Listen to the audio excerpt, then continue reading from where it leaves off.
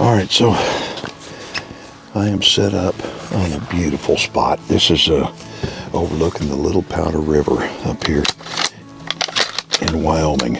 And boy, am I ever glad that I wound up going to a long distance shooting school. And the reason why is that on this particular piece of property, the odds of getting a long shot are very, very high.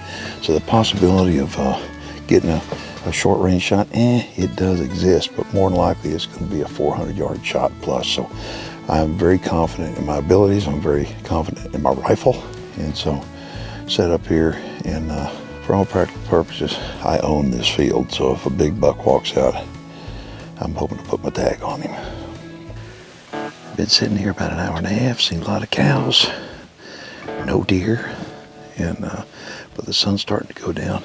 The rancher came by a little while ago on their four-wheeler and checking on the cows. So anyway, it's been kind of a slow evening so far, but that's okay, because right now, I think in about 15 minutes, we ought to start getting really, really busy. That's when these deer ought to come out of the river bottom and start moving up on these fields to feed. So now's the time to really put our game face on and get serious. The shadows are getting long. Okay, so it looks like we're out in the wide open. It is about 600 yards to that tree line down there. This is day 2, and the weather is hot. It's really gotten warm. What we're doing, locations, the cows, they put the cows in on the pasture here just the other day, and the cows have really messed things up. That's okay. I mean, this area right here, in front of me, you can see there are cattle in that pasture. There are no cattle in this pasture here.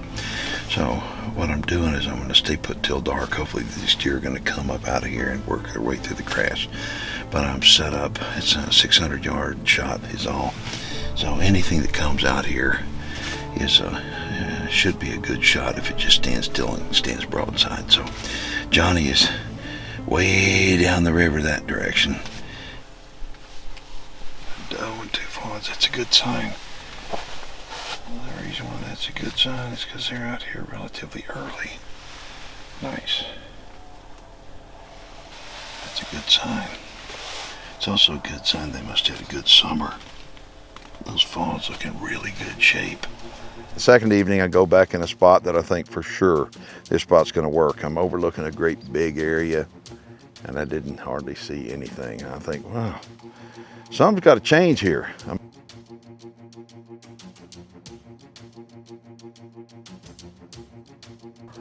All right, so this morning we saw a really nice buck. That was a good buck. It's a good buck. Mature. So anyway, we watched him go up and go in that sagebrush. And what do you want to do now?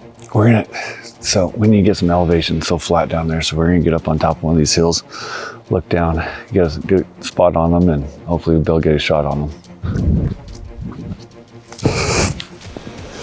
There, Mike. Where at? Right, straight out.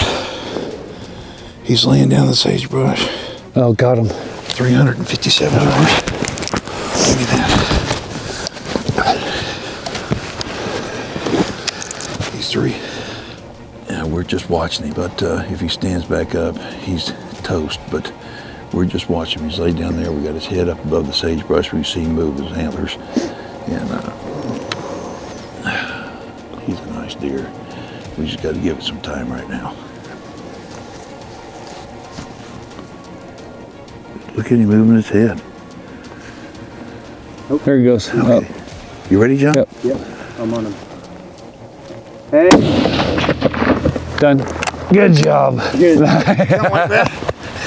That was quick. Well, you said he's up. Yeah. Boom. Congratulations. Boom. What do you think about that?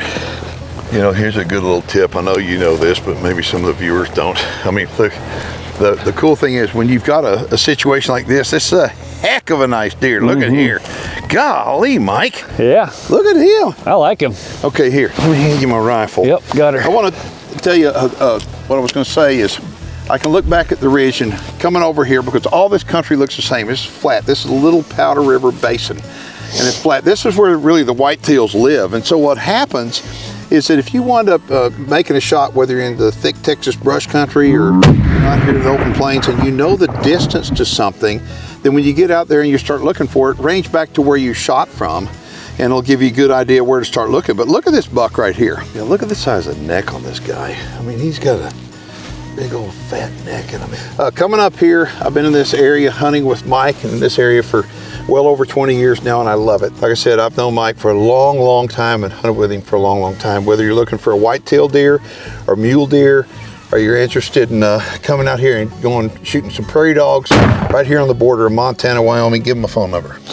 You can give me a call at 308-550-1136. Yes. We got one buck down. Johnny's got a tag now, and he's on deck, and we're gonna see what he can do. But this right here is exactly what I was looking for, a nice, mature whitetail buck. Thank you, Mike. Heck yeah. We did it again.